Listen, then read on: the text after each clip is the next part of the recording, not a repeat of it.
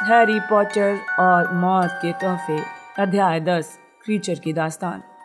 अगली सुबह हैरी जाग गया। वो ड्राइंग रूम के फर्श पर एक स्लीपिंग बैग में सो रहा था। भारी पर्दों के बीच की दरार से उसे थोड़ा सा आसमान दिख रहा था, जो पानी मिली स्याही जैसा साफ नीला था। भोर का वक्त लग रहा था। रॉन और हरमाइनी की धीमी गहरी सांसों के सिवाय सब कुछ शांत था। हैरी ने उन लोगों की स्याह आकृतियों पर नजर डाली जो उनके पास ही फर्श पर लेटी थी।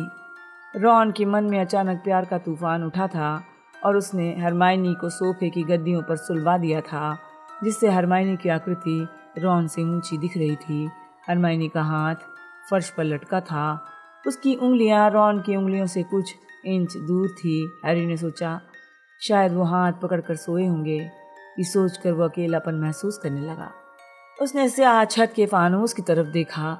24 घंटे से भी कम समय पहले वो शामियाने के प्रवेश द्वार पर धूप में खड़ा था। शादी में आने वाले मेहमानों को बैठने की जगह दिखा रहा था। ये बात अब कई साल पुरानी लग रही थी।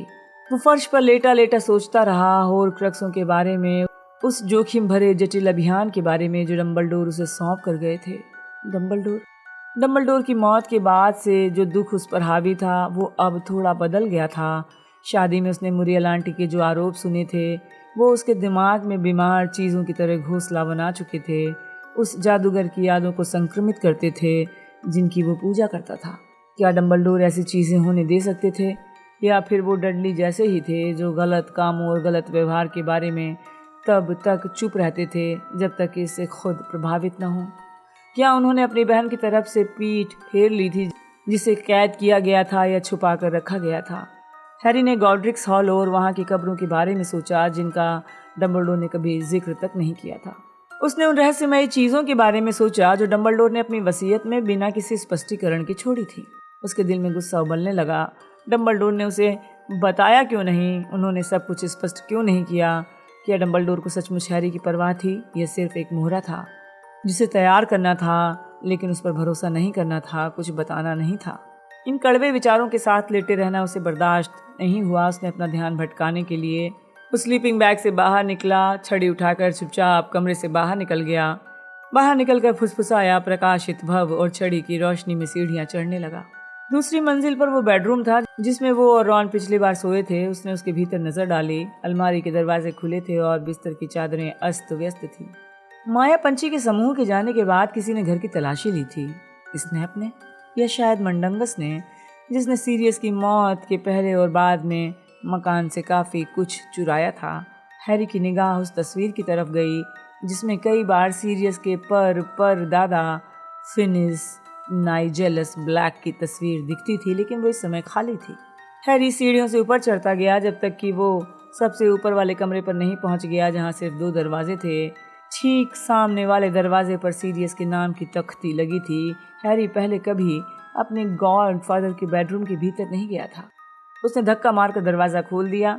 अपनी छड़ी ऊपर उठाकर ज़्यादा से ज़्यादा जगह पर रोशनी पहुंचाने की कोशिश की। कमरा काफ़ी लंबा चौड़ा था। कभी ये सचमुच सुंदर दिखता होगा। एक बड़ा पलंग था जिस पर लकड़ी का नक्काशीदार सिरहाना था। ऊंची खिड़की पर मखमल के लंबे पर्दे लगे थे। फानूस पर धूल की मोटी परत जमी थी। फानूस के खांचों में मोमबत्तियों के ठूंठ थे जिन पर ठोस मोम ओस की तरह जमी थी।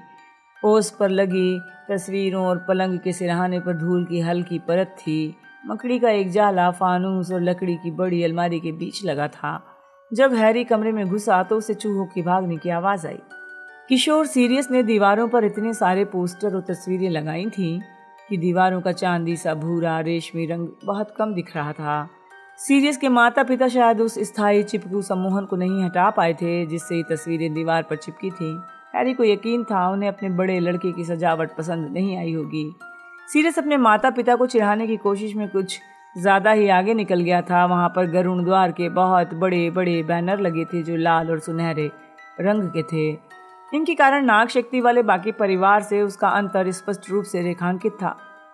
वहाँ पर कई मगलू मोटरसाइकिलों की तस्वीरें थीं। इसके अलावा बिकनी वाली मगलू लड़कियों के कई पोस्टर भी थे। हैरी सीरियस की हिम्मत पर दाद देने लगा। हैरी जानता था कि वो लड़कियां मगलू हैं क्योंकि वो अपनी तस्वीरों में बिल्कुल स्थिर थीं। दीवार पर लगी जादूगरों की इकलौती तस्वीर के बिल्कुल विपरीत जिसमें हॉगवर्ट्स के 4 विद्यार्थी कैमरे के सामने हाथों में हाथ डालकर खड़े हैं और हंस रहे हैं। हैरी ने फोटो में अपने डैडी को पहचान लिया, खुश हो गया। हैरी की तरह ही उनके बिखरे हुए काले बाल भी पीछे खड़े रहते थे और वो भी चश्मा पहनते थे। उनके पास सीरियस खड़ा था, जो लापरवाही से तैयार होने के बावजूद आकर्षक लग रहा था। उसका चेहरा थोड़ा दम्भी था। वो इतना खुश और युवा दिखाई दे रहा था जितना हैरी ने पहले उसे कभी नहीं देखा था। सीरियस की दाईं तरफ पेटिग्रू खड़ा था।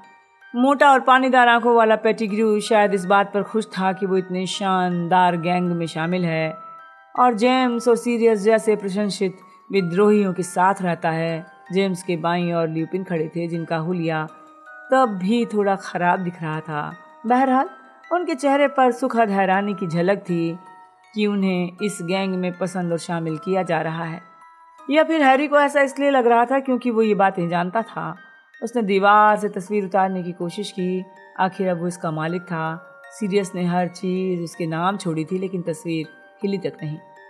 सीरियस ने कमरे से सामान हटाने के मामले में अपने माता पिता के खिलाफ बड़ा ही पुख्ता इंतज़ाम किया था।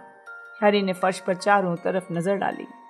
बाहर आसमान में उजाला होने लगा था। रोशनी की एक लकीर में उसे कागजों के टुकड़े, पुस्तकें, छोटी छोटी चीज़ें गलीचे पर बिखरी दिखाई पड़ी।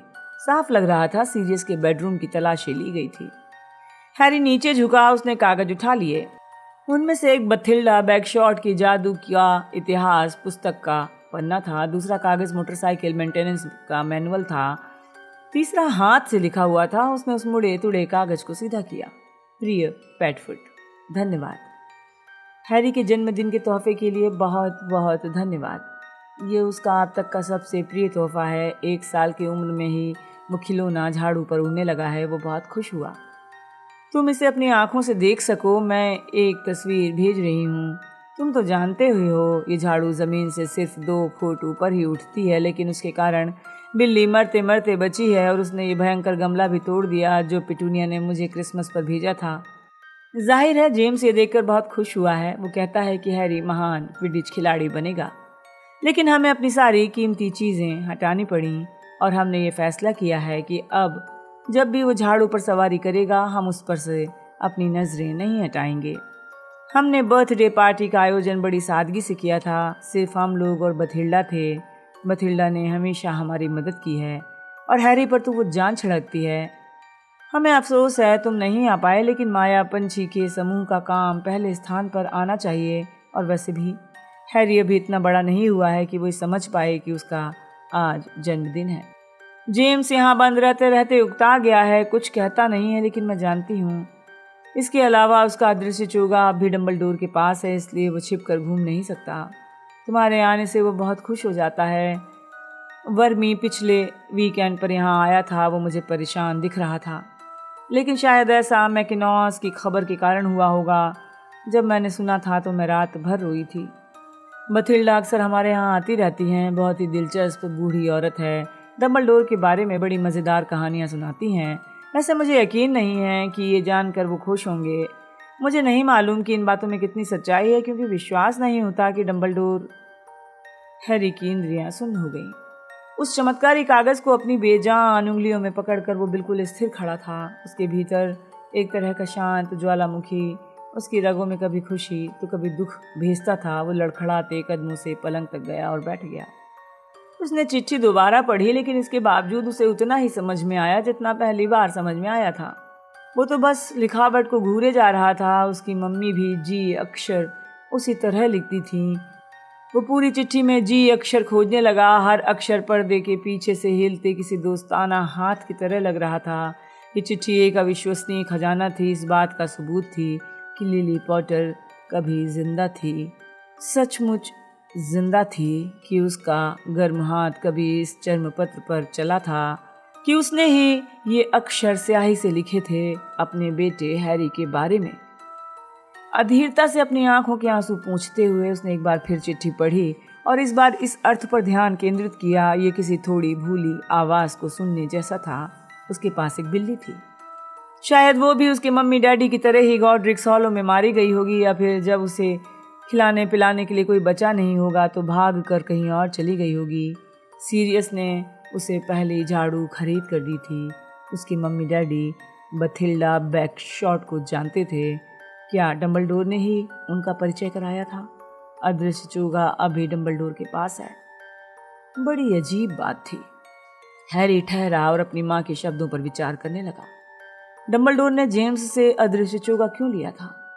हैरी को अपने हेडमास्टर द्वारा बरसों पहले कही गई बात याद थी, मुझे अदृश्य होने के लिए अदृश्य चोगे की जरूरत नहीं है।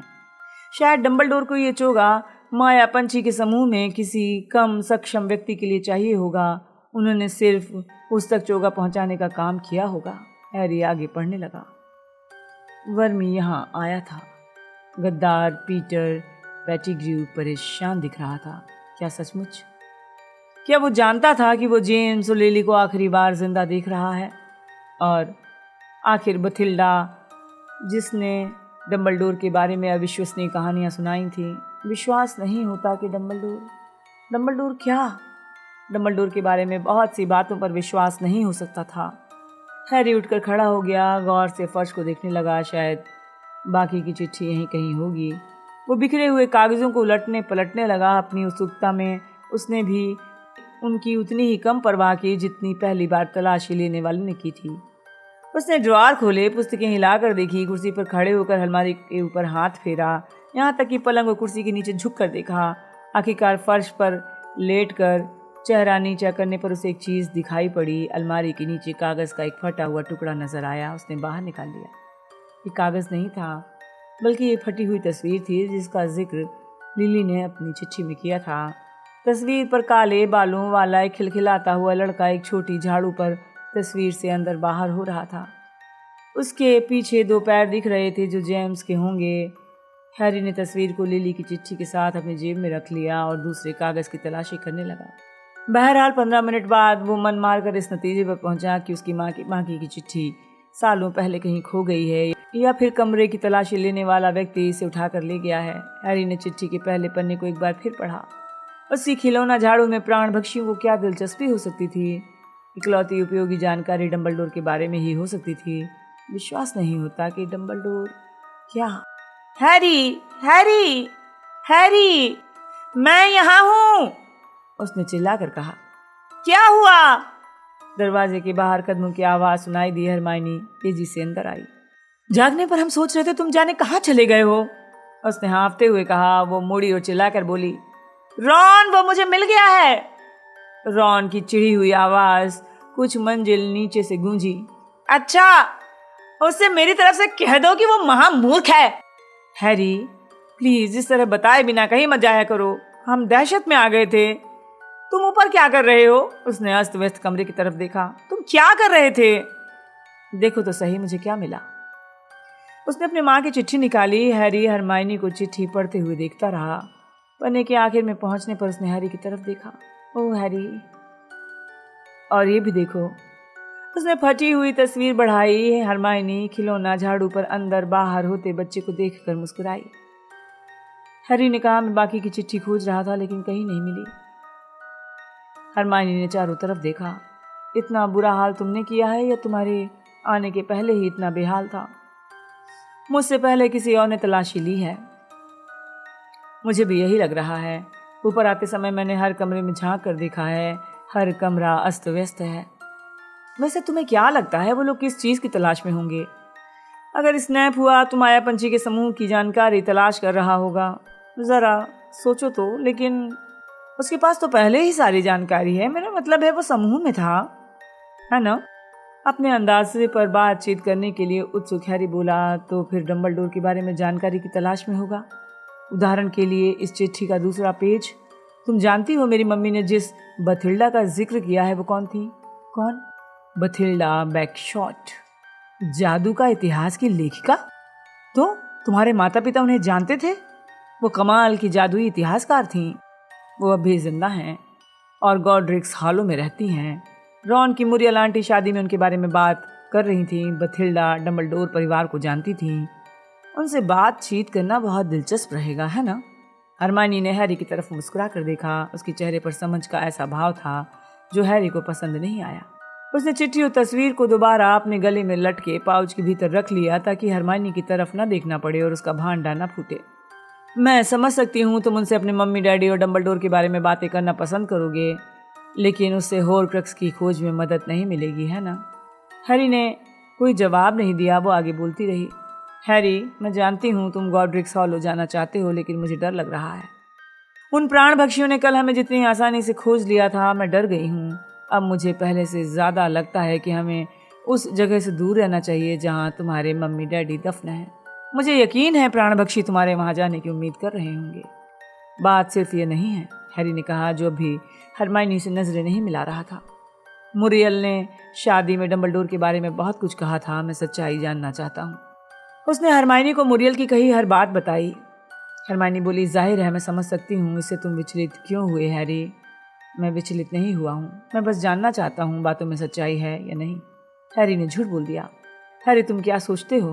तुम्हें मुरियल जैसे दुष्ट स्वभाव वाली औरत से सच्चाई का पता लग सकता है, या फिर रीटा स्कीटर से? तुम उन पर यकीन कैसे कर सकते हो? तुम तो डम्बलडोर को जानते थे।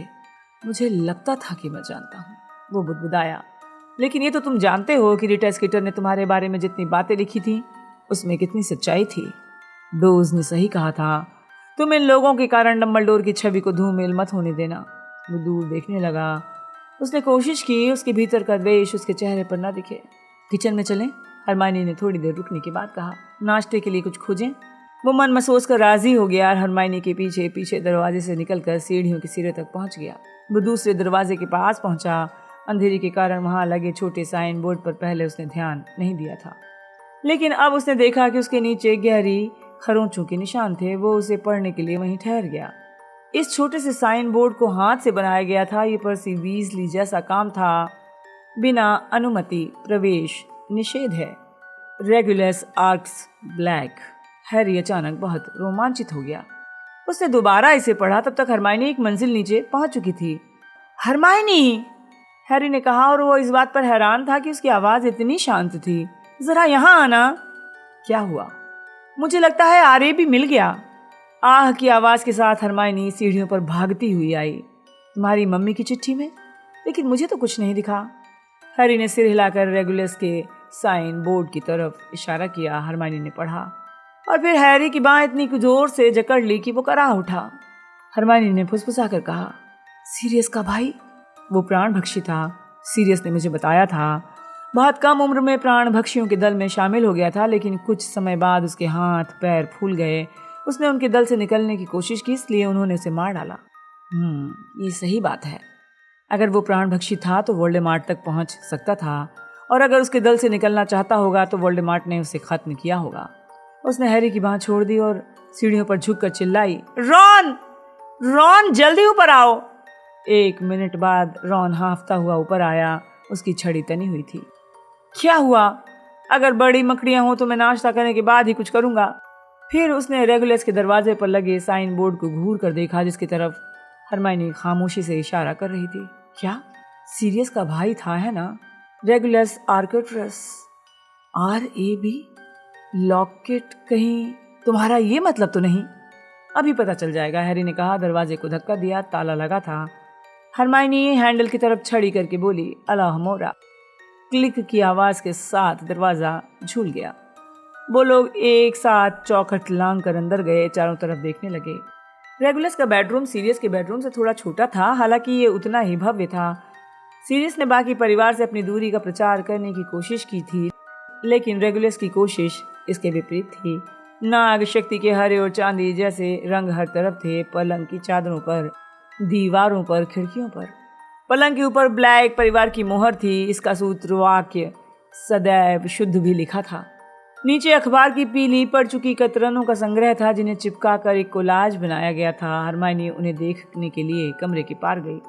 ये सब वोल्डेमार्ट के बारे में है। लगता है प्राण भक्षी बनने से पहले रेगुलस उसका प्रशंसक था। जब हरमाइनी कतरनों को पढ़ने के लिए पलंग पर बैठी तो चादर पर से धूल का गुबार उठा। इस दौरान हैरी को एक और तस्वीर दिखी। हॉगवर्ट्स की क्विडिच टीम मुस्कुराकर हाथ हिला रही थी। वो करीब गया। उनके सीनों पर चित्रित सांप देखे। नाग शक्ति। स्कूली छात्र के रूप में रेगुलस तत्काल पहचान में आ गया। वो आगे वाली कतार में बैठा था। सीरियस की तरह उसके बाल काले थे और चेहरे पर थोड़ा दम्भी भाव था। हालांकि वो अपने भाई से थोड़ा कम लंबा, दुबला और कम आकर्षक था। वो खोजी था। हैरी ने कहा। क्या? हरमाइनी ने बगैर ध्यान दिए पूछा। वो अब भी वोल्डेमॉर्ट संबंधी कतरनों को देख रही थी। वो आगे वाली कतार के बीचों बीच बैठा था, जहां आमतौर पर खोजी बैठता है। रॉन हाथों और घुटनों के बल झुककर अलमारी के नीचे देख रहा था। हैरी ने कमरे में चारों तरफ देखा, सामान कहाँ छिपाया जा सकता था। फिर वो डेस्क के पास गया। उसे एहसास हुआ कि वहाँ भी कोई पहले तलाशी ले चुका है। वहाँ कोई कीमती चीज़ नहीं थी। पुरानी कलमें, पाठ्य पुस्तकें जिन पर स्पष्ट निशान थे कि उनके साथ बेदर्दी से सलूक किया गया था। जब हैरी ने अपनी उंगलियों पर लगी स्याही जीन्स पर पूछी तो हरमाइनी बोली, एक ज़्यादा आसान तरीका है। फिर वो अपनी छड़ी उठाकर बोली, आग बनो लॉकेट। कुछ नहीं हुआ। रॉन निराश दिखने लगा। इसका मतलब ये साफ है वो यहाँ नहीं है। ओह, यहाँ हो भी सकता है, लेकिन उस पर मंत्र या सम्मोहन होगा। उस पर ऐसे सम्मोहन होंगे उसे जादू से नहीं बुलाया जा सकता होगा। हैरी को याद आया, गुफा में नकली लॉकेट को वो आवाहन मंत्र से नहीं बुला पाया था, और वो बोला जैसा वोल्डेमॉर्ट ने गुफा में पत्थर के पात्र पर किया था। तो फिर वो हमें मिलेगा कैसे? रॉन ने कहा। बिना जादू की खोज करनी होगी। बड़ा अच्छा विचार है। रॉन ने अपनी आंखें गोल गोल घुमाई और दोबारा पर्दों की जांच करने लगा। काफ़ी जांच पड़ताल करने के बाद वो इस नतीजे पर पहुंचे कि लॉकेट वहाँ नहीं है। वो घर में कहीं भी हो सकता है। नीचे उतरते समय हरमाइनी ने उत्साह बढ़ाने वाले स्वर में कहा। हैरी और रॉन जितने हताश दिख रहे थे वो उतनी ही ज़्यादा संकल्पवान थी। उसने इसे नष्ट किया हो या ना किया हो, वो इसे वोल्डेमॉर्ट से छिपाना ज़रूर चाहेगा। याद करो पिछली बार यहाँ रहते समय हमारा पाला कितनी भयंकर चीज़ों से पड़ा था। हर किसी पर वार करने वाली घड़ी और वो पुराने दुशाले जिन्होंने रॉन का गला घोटने की कोशिश की थी। रेगुलस ने लॉकेट को सुरक्षित रखने के लिए उन चीज़ों को वहाँ रख दिया होगा। भले ही हमें उस वक्त हैरी और रॉन ने उसकी तरफ देखा। उसका एक पैर हवा में ही रुक गया। उसके चेहरे पर सदमे का भाव था, जिससे उसे विस्मित किया गया हो। भले हमें उस वक्त एहसास ना हुआ हो। कोई गड़बड़? रॉन ने पूछा। एक लॉकेट था क्या? हैरी और रॉन एक साथ पूछा। ड्राइंग रूम की अलमारी में एक लॉकेट था और कोई नहीं खोल पाया था। हैरी को महसूस हुआ जैसे कोई ईंट उसके सीने से फिसलती हुई पेट तक पहुंच गई। उसे याद आ गया, सभी ने उसे बारी बारी खोलने की कोशिश की थी। आखिरकार उसे वॉड कैप पाउडर की सूंघनी दानी और म्यूजिक बॉक्स के साथ कचरे के बोरे में डाल दिया गया था, जिसकी वजह से सबको नींद आने लगी थी। हैरी ने कहा, क्रीचर हमारा बहुत सारा सामान उठाकर ले गया था। ये इकलौती संभावना थी, इकलौती कमजोर आशा थी, और वो इसे छोड़ना नहीं चाहता था। जब तक कि ये भी नाकाम ना हो जाए, उसने अपनी अलमारी में से बहुत सारा सामान भर लिया था। चलो। वो एक बार फिर दो दो सीढ़ी करके उतरा। बाकी दोनों उसके पीछे धम धम करके उतरे। हॉल से गुजरते समय उन्होंने इतनी आवाज़ की कि सीरियस की माँ की तस्वीर जाग गई। तेजी से दौड़ता हुआ हैरी क्रीचर की अलमारी के दरवाजे पर फिसलता हुआ रुका और उसे झटके से खोल दिया। वहाँ गंदे पुराने कंबलों का बिस्तर था, जिस पर घरेलू जिन्न कभी। बहरहाल वहाँ उन सजावटी आभूषणों की चमक नहीं थी जो क्रीचर बचा कर लाया था। वहाँ पर सिर्फ एक पुरानी पुस्तक पड़ी थी, अभिजात वर्ग जादूगरों की वंशावली। अपनी आंखों पर यकीन करने से इनकार करते हुए हैरी ने झपट कर कंबल हिलाए। कुछ नहीं था। हरमाइनी ने आंखें बंद कर ली। रॉन कराहते हुए किचन की कुर्सी पर बैठ गया। ये अभी खत्म नहीं हुआ है, हैरी ने कहा और ऊंची आवाज में चिल्लाया, क्रीचर! खट की तेज आवाज हुई। जो घरेलू जिन्न सीरियस ने अनिच्छुक हैरी के लिए विरासत में छोड़ा था, वो हवा में से निकलकर ठंडी और खाली अंगीठी के सामने प्रकट हो गया। क्रीचर नाटा और सामान इंसान से आधे आकार का था। वो अब भी वही गंदा चिथड़ा पहने था जिसमें उसे हमेशा देखा गया था। उसने हैरी को जिस हिकारत से देखा, उसे साफ जाहिर था हैरी के प्रति उसका नजरिया नहीं बदला था। मालिक, क्रीचर अपनी मेंढक जैसी आवाज में टर्राया, मेरी मालकिन के पुश्तैनी मकान में दोबारा खून के गद्दार वीजली और बदजात लड़की के साथ। दोबारा किसी को खून का गद्दार या बदजात मत कहना।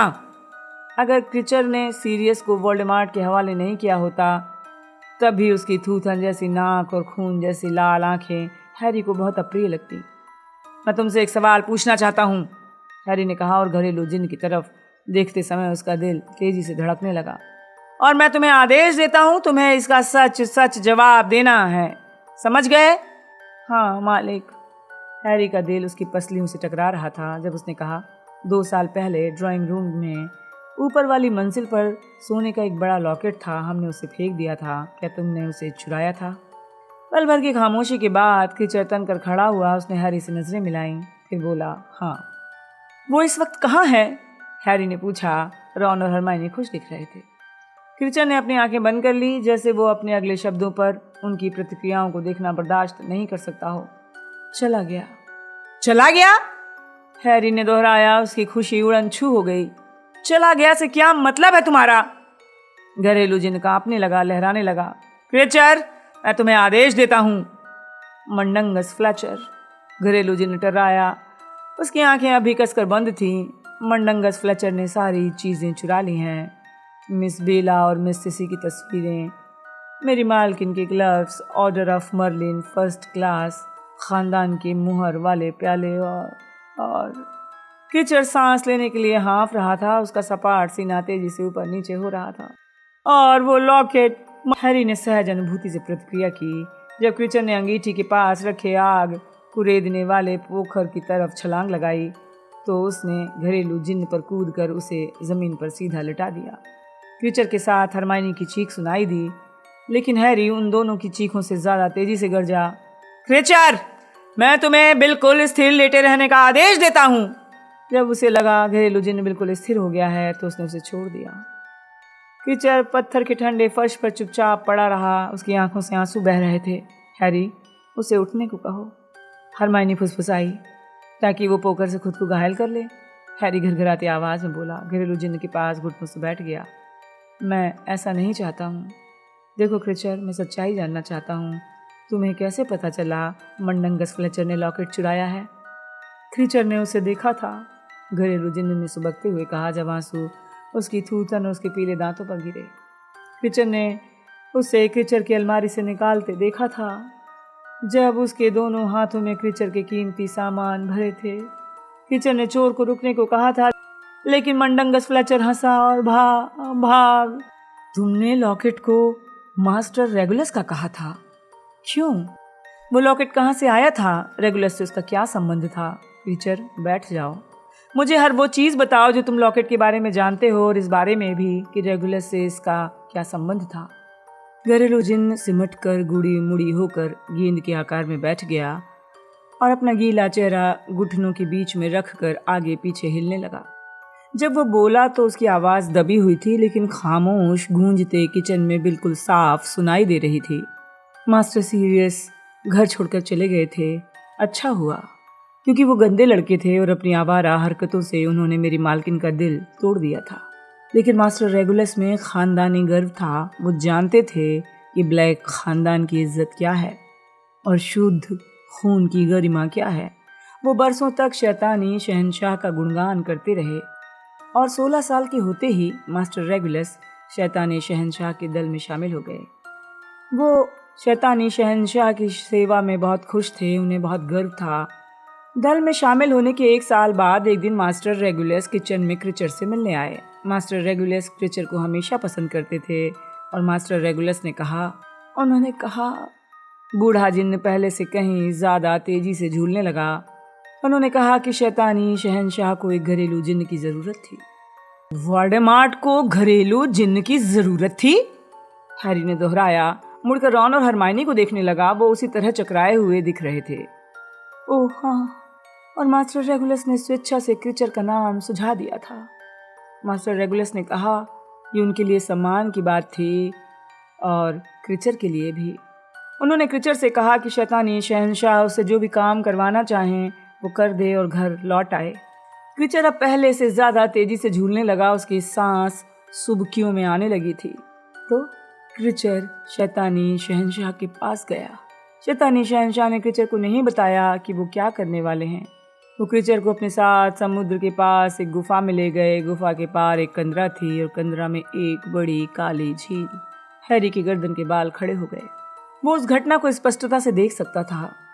एक नाव थी, जाहिर है वहाँ एक नाव थी। हैरी उस नाव को जानता था।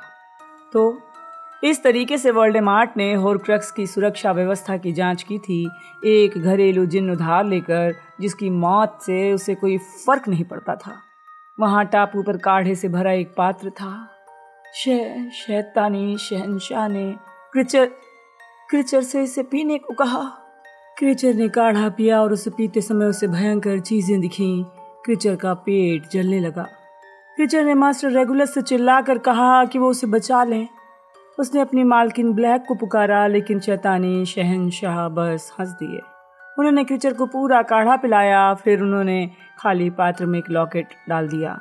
इसके बाद उन्होंने उसमें और काढ़ा भर दिया। फिर शैतानी शहंशाह नाव में बैठकर चले गए और क्रीचर को टापू पर छोड़ दिया।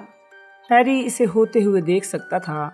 उसने वोल्डेमॉर्ट के सफ़ेद सांप जैसे चेहरे को अंधेरे में गुम होते देखा। उसकी लाल बेरहम आंखें उस छटपटाते घरेलू जिन्न पर जमी थीं जो कुछ ही मिनट में मर जाएगा जब वो काढ़े से उत्पन्न होने वाली बेतहाशा प्यास का शिकार बनेगा। लेकिन हैरी की कल्पना इससे आगे नहीं जा पाई, क्योंकि वो समझ नहीं पाया कि क्रीचर कैसे बचा। क्रीचर को जोर की प्यास लगी थी, इसलिए वो रेंग कर टापू के कोने तक गया और काली झील से पानी पीने लगा। लेकिन तभी मुर्दा हाथ पानी से निकले और क्रीचर को खींचकर पानी के नीचे ले गए। तुम वहां से लौटे कैसे?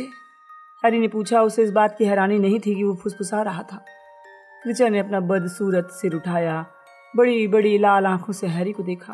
वो बोला, मास्टर रेगुलस ने क्रीचर से घर लौटने को कहा था। मैं जानता हूँ, लेकिन तुम सजीव लाशों से कैसे बचे? ऐसा लगा कि क्रीचर को उसका सवाल समझ नहीं आया। उसने दोहराया, मास्टर रेगुलस ने क्रीचर को घर लौटने को कहा था। मैं जानता हूँ, लेकिन देखो हैरी, ये स्पष्ट है वो अंतर्ध्यान होकर आया था, रॉन ने कहा। लेकिन उस गुफा में कोई अंतर्ध्यान होकर ना तो जा सकता है ना आ सकता है, वरना डंबलडोर घरेलू जिन्नों और जादूगरी की शक्ति में अंतर होता है। मेरा मतलब है घरेलू जिन्न हॉगवर्ट्स में अंतर्ध्यान होकर आ जा सकते हैं, जबकि हम ऐसा नहीं कर सकते, रॉन ने हैरी को समझाया। खामोशी छाई रही। हैरी ने ये बात पचाई, वोल्डेमॉर्ट इतनी बड़ी गलती कैसे कर सकता है? लेकिन जब वो इसके बारे में सोच रहा था तो हरमाइनी बर्फ जितनी ठंडी आवाज में बोली, जाहिर है वोल्डेमॉर्ट घरेलू जिन्नों को बहुत घटिया मानता था। तुमने देखा होगा सभी शुद्ध खून वाले जादूगर उनके साथ जानवरों जैसा व्यवहार करते हैं। उसे कभी लगा ही नहीं होगा कि जिन्नों में ऐसी जादुई शक्तियां हो सकती हैं जो खुद उसमें नहीं है। मालिक का आदेश मानना घरेलू जिन्नों के लिए सबसे बड़ा कानून है, क्रीचर ने कहा। मालिक ने क्रीचर से घर लौटने को कहा था, इसलिए क्रीचर लौट आया। तो तुमने वो किया जो तुमसे कहा गया था, है ना? तुमने आदेश की जरा भी अवहेलना नहीं की। क्रीचर ने अपना सिर हिलाया और पहले जितनी तेजी से झूलता रहा।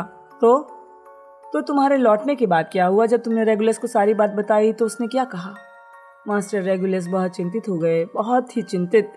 मास्टर रेगुलस ने क्रीचर से छिपे रहने और घर से बाहर नहीं निकलने को कहा और फिर कुछ समय बाद एक रात को मास्टर रेगुलस क्रीचर के पास उसकी अलमारी में आए। मास्टर रेगुलस अजीब दिख रहे थे, सामान्य हालत में नहीं थे। क्रीचर जानता था उनका दिमाग विचलित है।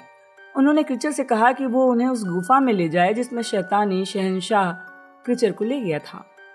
वो चल पड़े। हैरी इसकी बिल्कुल स्पष्ट कल्पना कर सकता था। और उसने तुम्हें काढ़ा पिलवा दिया? हैरी ने हिकारत से कहा। लेकिन क्रीचर अपना सिर हिलाकर रोने लगा। हरमाइनी के हाथ उछलकर उसके मुंह पर पहुंच गए। वो कुछ समझ गई थी। मास्टर रेगुलस ने अपनी जेब से शैतानी शहंशाह के लॉकेट जैसा एक लॉकेट निकाला। क्रीचर ने कहा। उसकी थूथन जैसी नाक के दोनों तरफ आंसू गिर रहे थे और उसे क्रीचर को देते हुए बोले कि पात्र खाली हो जाने पर वो लॉकेट की अदला बदली कर दे। क्रीचर की सुबकियां तेज हो रही थीं। उसकी बात सुनने के लिए हैरी को अपनी पूरी एकाग्रता का इस्तेमाल करना पड़ रहा था और उन्होंने आदेश दिया था कि क्रीचर उन्हें वहीं छोड़कर घर चला जाए और मालकिन को कभी ना बताए कि उसने क्या किया है, लेकिन पहले वाले लॉकेट को नष्ट कर दे। फिर उन्होंने सारा काढ़ा पी लिया। क्रीचर ने लॉकेट बदल दिए और देखता रहा जब मास्टर रेगुलस को घसीट कर पानी के नीचे ले जाया गया। और ओह क्रीचर, हरमाइनी ने कहा जो रोने लगी थी। वो घरेलू जिन्न के पास घुटनों के बल बैठ गई। उसे गले लगाने की कोशिश की। क्रीचर तत्काल उछलकर उससे दूर खड़ा हो गया। ये स्पष्ट था उसे हरमाइनी से नफरत थी। बदजात ने क्रीचर को छुआ, वो ऐसा नहीं होने देगा। उसकी मालकिन क्या कहेंगी? मैंने तुमसे कहा था ना उसे बदजात मत कहना, हैरी गुर्राया। लेकिन इससे पहले ही घरेलू जिन्न खुद को सजा देने लगा। वो लेटकर माथा फर्श पर पटकने लगा। उसे रोको, उसे रोको। तुम्हें समझ क्यों नहीं आता कि उसे आदेश मानना पड़ता है? हरमाइनी चीखी। क्रीचर रुक जाओ, हैरी चिल्लाया। हाँफता कांपता घरेलू जिन्न फर्श पर लेटा रहा। उसके नथुने से चारों ओर हरा लिसलिसा पदार्थ चमक रहा था। जमीन पर सिर पटकने के कारण उसके पीले माथे पर एक गूमड़ उठ गया था। उसकी आंखें सूजी हुई थीं, लाल थीं और उसमें आंसू तैर रहे थे। हैरी ने इतना करुण दृश्य कभी नहीं देखा था। तो तुम लॉकेट लेकर घर आए? वो निर्ममता से आगे बोलता रहा। उसे पूरी कहानी जाननी थी। तुमने इसे नष्ट करने की कोशिश की? क्रीचर की किसी कोशिश से कोई फायदा नहीं हुआ, जिन ने कराहते हुए कहा। क्रीचर ने हर चीज आजमा कर देखी, किसी चीज से कोई फायदा नहीं हुआ। बहुत सारे सशक्त मंत्र थे उस पर। क्रीचर को यकीन था उसे नष्ट करने के लिए उसके भीतर पहुंचना होगा, लेकिन वो खुला ही नहीं। क्रीचर ने खुद को सजा दी। उसने दोबारा कोशिश की। उसने खुद को बार बार सजा दी, बार बार कोशिश की। क्रीचर आदेश का पालन नहीं कर पाया। क्रीचर लॉकेट नहीं नष्ट कर पाया। मास्टर रेगुलस के गायब होने पर मालकिन दुख से पागल थीं, लेकिन क्रीचर उन्हें नहीं बता सकता था कि क्या हुआ है, क्योंकि मास्टर रेगुलस ने उसे स्पष्ट आदेश दिया था कि परिवार को गुफा वाली बात नहीं बतानी है। क्रीचर अब इतनी जमकर सुबकने लगा कि उसके आगे के शब्द समझ में नहीं आ रहे थे। क्रीचर को देखते समय हरमाइनी की गालों पर आंसू बहने लगे, लेकिन उसने उसे दोबारा छूने की हिम्मत नहीं की। यहाँ तक कि रॉन भी, जो क्रीचर का प्रशंसक नहीं था, परेशान दिख रहा था। हैरी वापस अपने पंजों के बल बैठ गया, अपना सिर हिलाने लगा, जैसे उसे साफ करने की कोशिश कर रहा हो। मैं तुम्हें समझ नहीं पाया क्रीचर। वोल्डेमॉर्ट ने तुम्हें मारने की कोशिश की थी। रेगुलस ने वोल्डेमॉर्ट को खत्म करने की कोशिश में अपनी जान दे दी, लेकिन इसके बावजूद तुमने खुशी खुशी सीरियस को वोल्डेमॉर्ट के पास धोखे से भेज दिया। तुम खुशी खुशी नार्सिसा और बेलाट्रिक्स के पास गए और उनके जरिए वोल्डेमॉर्ट तक जानकारी भिजवाई। हैरी, क्रीचर इस तरह नहीं सोचता। वो गुलाम है।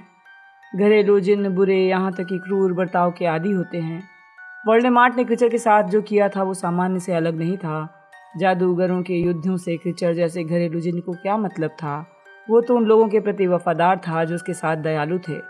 मिसेस ब्लैक उसके प्रति दयालु रही होंगी और रेगुलस निश्चित रूप से था। इसलिए क्रीचर ने इच्छा से उनकी सेवा की और विचारों को अपना लिया। मैं जानती हूँ तुम क्या कहने वाले हो, उसने आगे कहा, जब हैरी ने विरोध के लिए अपना मुंह खोला कि रेगुलस ने अपना दिमाग बदल लिया था। लेकिन उसने ये बात क्रीचर को नहीं बताई थी, है ना? मैं अंदाजा लगा सकती हूँ उसने ऐसा क्यों किया था। शुद्ध खून वाली पुरानी परंपरा पर चलने से क्रीचर और रेगुलस का परिवार ज्यादा सुरक्षित थे। रेगुलस उन सब की रक्षा करने की कोशिश कर रहा था। सीरियस ने क्रीचर के साथ भयंकर व्यवहार किया था, हैरी, और इस तरह देखने से कोई फायदा नहीं है। तुम जानते हो ये सच है। जब सीरियस यहाँ रहने आया था तो क्रीचर काफी लंबे समय से अकेला था, प्यार का भूखा था। मुझे यकीन है जब भी क्रीचर मिस सिसी और मिस बेला के पास जाता होगा तो वो उसके साथ अच्छा व्यवहार करती होंगी, इसलिए उसने उन्हें हर बात बता दी जो वो जानना चाहती थी। मैंने हमेशा कहा है जादूगरों को घरेलू जिन्नों से दुर्व्यवहार करने की कीमत चुकानी पड़ेगी। वोल्डेमॉर्ट ने ये कीमत चुकाई और सीरियस ने भी। हैरी ने जवाब में कोई व्यंग्यात्मक टिप्पणी नहीं की। क्रीचर को फर्श पर सुबकते देखा। उसे डंबलडोर की वो बात याद आई जो उन्होंने सीरियस की मौत के चंद घंटे बाद कही थी। सीरियस तो उसे एक ऐसा दास मानता था जिसमें ज़्यादा दिलचस्पी लेने या जिसका ध्यान रखने की ज़रूरत नहीं थी। क्रीचर, जब तुम्हारा उठने का मन हो तो उठ जाना, हैरी कुछ समय बाद बोला। कई मिनट बाद जाकर क्रीचर की हिचकियाँ बंद हुईं। वो अपने बैठने की मुद्रा में आ गया और किसी छोटे बच्चे की तरह अपनी उंगलियों के पिछले हिस्से से आंखें मलने लगा। हैरी ने कहा, क्रीचर, मैं तुमसे कुछ करने का कहने वाला हूँ। उसने मदद के लिए हरमाइनी की तरफ देखा। वो इस आदेश को दयालुता से देना चाहता था, लेकिन नाटक नहीं कर सकता था कि यह आदेश नहीं है। बहरहाल उसके बदले हुए अंदाज को हरमाइनी ने मुस्कुराकर सहमति दी। क्रीचर, मैं चाहता हूँ तुम जाकर मंडंगस फ्लेचर को खोजो। हमें पता लगाना है वो लॉकेट कहाँ है। मास्टर रेगुलस का लॉकेट कहाँ है? वो सचमुच महत्वपूर्ण है। हम उस काम को पूरा करना चाहते हैं जो मास्टर रेगुलस ने शुरू किया था। हम ये सुनिश्चित करना चाहते हैं कि उनकी मौत बेकार न जाए। क्रीचर के हाथ लटक गए। उसने हैरी की तरफ देखा। मंडंगस फ्लेचर को खोजूं और उसे यहाँ इस मकान में ले आओ। क्या तुम्हें लगता है तुम ये काम कर सकते हो? जब क्रीचर ने हाँ में सिर हिलाया तो हैरी के मन में अचानक एक प्रेरणा जागी। उसने हैग्रिड का पर्स खोलकर उसमें से नकली होर्क्रक्स बाहर निकाला। वो नकली लॉकेट जिसमें रेगुलस ने वोल्डेमॉर्ट के नाम चिट्ठी छोड़ी थी। क्रीचर, मैं चाहता हूँ अब तुम इसे अपने पास रखो। उसने लॉकेट घरेलू जिन्न के हाथ में दबा दिया। ये रेगुलस का था और मुझे यकीन है कि वो इसे कृतज्ञता की निशानी के रूप में तुम्हें देना चाहता। कुछ ज़्यादा ही हो गया दोस्त, रॉन ने कहा जब घरेलू जिन्न ने लॉकेट को एक नज़र देखकर सदमे और दुख भरी चीख निकाली और ज़मीन पर गिर गया। क्रीचर को शांत करने में लगभग आधा घंटा लग गया। वो ब्लैक खानदान की निशानी के तोहफे से इतना भाव विवहल हो गया था कि उसके घुटने कमजोर हो गए। वो सही तरीके से खड़ा नहीं हो पा रहा था। जब आखिरकार वो डगमगा कर कुछ कदम चलने की स्थिति में आ गया तो वो अपनी अलमारी तक गया। क्रीचर ने लॉकेट को सुरक्षित तरीके से अपने गंदे कंबलों के बीच रख दिया। तीनों ने उसे आश्वासन दिया कि उसके वहां से जाने के बाद वो लॉकेट की पूरी सुरक्षा करेंगे। जाते समय उसने हैरी और रॉन को झुककर 2 सलाम किए। फिर उसने हरमाइनी की दिशा में भी अजीब तरीके से सिर हिला दिया, जिसे सम्मानजनक सलाम माना जा सकता था। फिर वो हमेशा की तरह जोरदार खट्ट की आवाज के साथ अंतर्ध्यान हो गया।